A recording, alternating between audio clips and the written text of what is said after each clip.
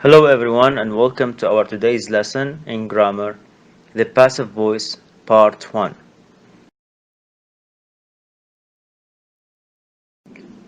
First of all, let's start with this question: why do we use the passive? This question is asked by many learners. They ask, why do we use it? We have 4 reasons of using the passive voice in our writings or speakings. The first reason is when we don't know who performs the action. And the example here may explain it. The minister was attacked and the police started investigations. So since there are investigations, so the who performs the action is not known, is unknown for us. That's why we use the passive. The second case, when the person or the thing that received the action is more important. And our example here, my new house had been built before I left the old one. So my new house had been built. So I care more about my new house that received the action. The action here is the building. The case number 3, when it's obvious who performs the action. So no need to say it. When I say the food is delivered to the office, so it's obvious that um, who delivered the food to the office, either the restaurant or the company of delivery.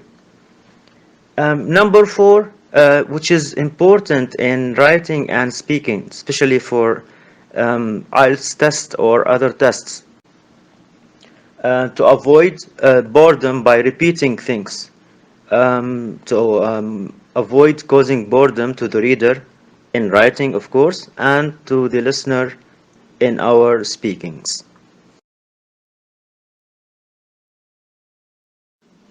And now let's move to the way of forming the passive voice. The passive voice is basically formed by 3 steps. The first step is using the person or the thing that received the action as the subject of the sentence. The second step is using the proper form of verb to be, that can be, am, is, are, being, was, were, or been, according to the tense of the sentence. The third step is using the past participle or the verb 3 of the main verb of the sentence. And now let's apply the 3 steps on this example. I have an active sentence, which is the cat ate the mouse. Now the first step, let's apply the first step. We start the sentence with the thing or the person that received the action, which is the mouse. After that, the second step, I use the verb to be was. Why? Because the sentence is in the past simple. So I use was because it's proper for past simple. The last step is using the third form or the past participle of the main verb, which is ate.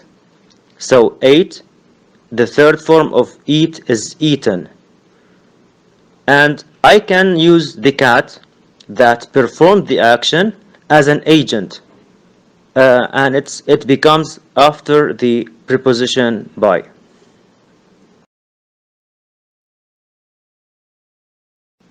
And here we have examples of each tense, how to form the passive voice of each tense. We start with the present simple, and it's basically formed when we start the sentence with the subject.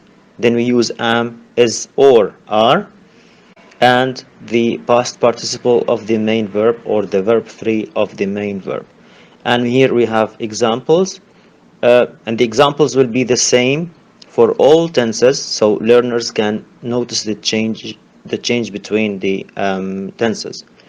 The first active sentence is the students ask the teacher how to form the passive from it. I start the sentence with the teacher that received the action, then the proper verb to be is, and after that the third form or the past participle form of the verb ask.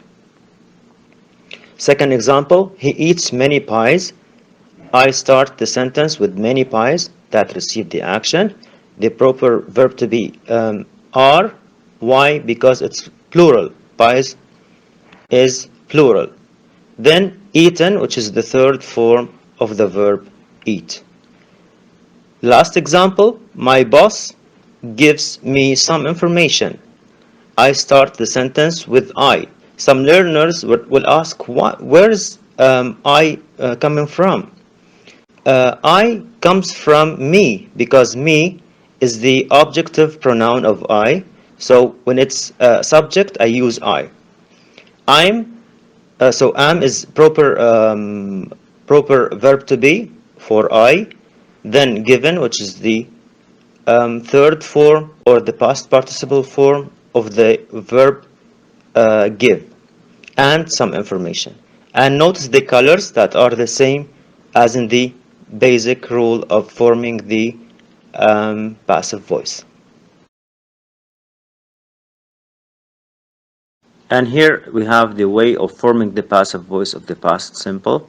We only have one difference from the present simple, which is using was or were instead of using am, is, are for present simple. So the examples here, the students asked the teacher, it becomes the teacher was asked. He ate many pies, it becomes many pies were eaten. And the third example, my boss gave me some information, I was given some information. We move now to the way of forming the passive voice of the present continuous. We have to add the ing form of the verb to be, which is being, to am, is, or are. The examples here, the students are asking the teacher, it becomes the teacher is being asked. Some learners may ask, why do we use is instead of are? As you see here in the active sentence, it was are. But why am I using is instead of it? Because is proper for the new subject, which is the teacher, which is singular. So I use the singular form of the verb to be. Then being and asked, which is the third form of the verb ask. The second example, he is eating many pies, and here the same, many pies are.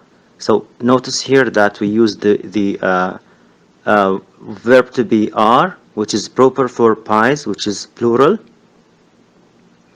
And then we use being, and after that the past participle or the third form of the verb eat.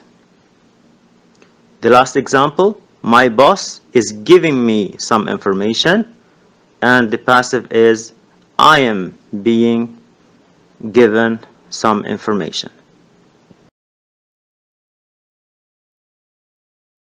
And now how to form the passive voice of the past continuous. We have only one difference from the present continuous, which is using was and were instead of using am, is, or are with being. The examples, the students were asking the teacher was being asked. Second example, he was eating many pies were being eaten. And the last example, my boss was giving me some information. And the last example is I was being given some information.